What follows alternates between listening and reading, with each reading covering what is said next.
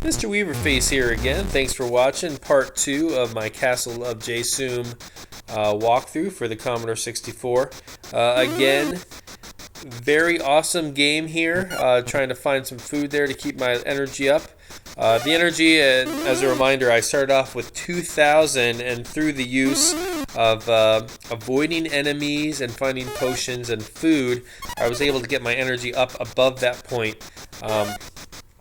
Once you know all the places that you need to go, all the passageways you need to open up and find, it definitely gets a lot easier. But when you play this game for the first time, you're going to go through energy like crazy because you do not know what's coming. You don't know what arrows are coming out of which walls or where the monsters are coming from. So it's definitely a game that you have to learn how to play to be able to conserve that energy. So fortunately, I've played this game a few times before I did this walkthrough. So I'm kind of knowing where to go and being able to conserve my energy by walking exactly where I need to. So yeah, this room's tough. There's actually 3 hidden passageways in here that I kind of memorized where to go. But it is, it's definitely cool to find the passageways, and you do get experience for that. And you, like I said, you do want to get as much experience as you can, but you don't want to lose your energy in doing so. If it's necessary, fight some things, but try to use your arrows and try to avoid the enemies because there is a long way to go. And some rooms do have some. You're going to spend a lot of energy, a lot of time in some of the rooms just trying to figure out how to get out of them. And that's what's cool about this game. It's dungeon exploration, but it's also puzzle solving. And here in these dark rooms, if you just go back, it lights up again. You can see those 3 passages that I opened up there. So if you have a tough time with that room, just try to find your way back out of it, and then go back to the room, and it'll, the nightlight will come back on, and you'll be able to see where you're going. So here I'm finding some food, and as you can see down there on the bottom left there, it says food and water. So when you pick something up, or if there's a special area, old treasure room, it actually is pretty cool. It kind of gives you a little information about the area that you're in. So I just found an old treasure vault, and I found the white ring for this level, and I already found the white key, so pretty much I need to get to the exit. There's a potion there, and that makes me go really, really slow.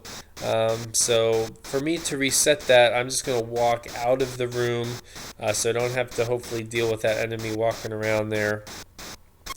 And now I'm back to normal walking. And one thing about when I exited the room there, it reset all the enemies in the room as well. So if you find yourself in a tough situation with low energy or something, exit the room, and the enemies pretty much will get reset there, hopefully.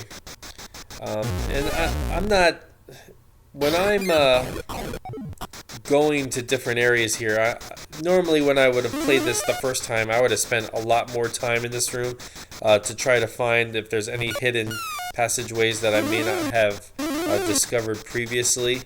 So I'm pretty much avoiding areas that would have shot arrows there in that room or would have teleported me to different areas. Here, you're trying to find a way over to the left area, but I keep, if you walk in the wrong direction, you'll get teleported back to the beginning. So here, using a shield, if I would have not had that shield ready, and I got hit by an arrow, I would have lost 100 energy, which is kind of crazy. So there, it seems like I'm trapped because there's a pit that opened up behind me, but I'm going to get a bunch more energy here with this vial, and there's going to be a secret passageway that I'm getting to down below here. Here I'm actually walking backwards, but even though I'm walking backwards, I can still shoot arrows behind me. It would think if I'm walking backwards when I hit an arrow, when I shoot an arrow, it would shoot the way I'm facing, but actually it's shooting between my legs or over my shoulder. I have no idea. So that's pretty much it for that room. It looks like there is a lot more area that would open up there, but there isn't really. So here's a room. There's like laser beams coming across. You just need to get down to the bottom there and just try not to get hit. If you get hit, I think you get reset back to the doorway up top. I don't know why I'm exploring the sides over there. I thought maybe there was a little passageway I didn't know about.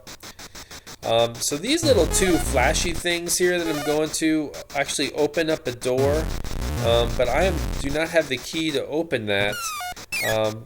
On a different play, I didn't come back to this in this playthrough, but in a different playthrough,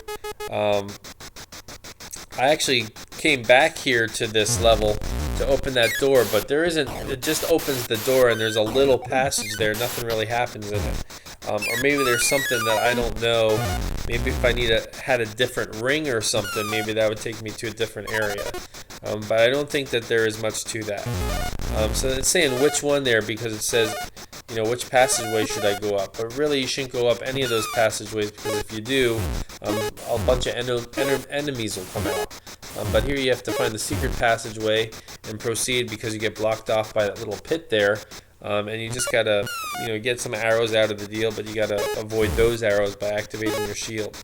And I like when you activate the shield, you shake really, like you're having a seizure, to block it.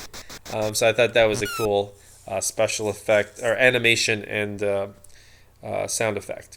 All right, so that's it for part 2. We're gonna move on to part 3 next.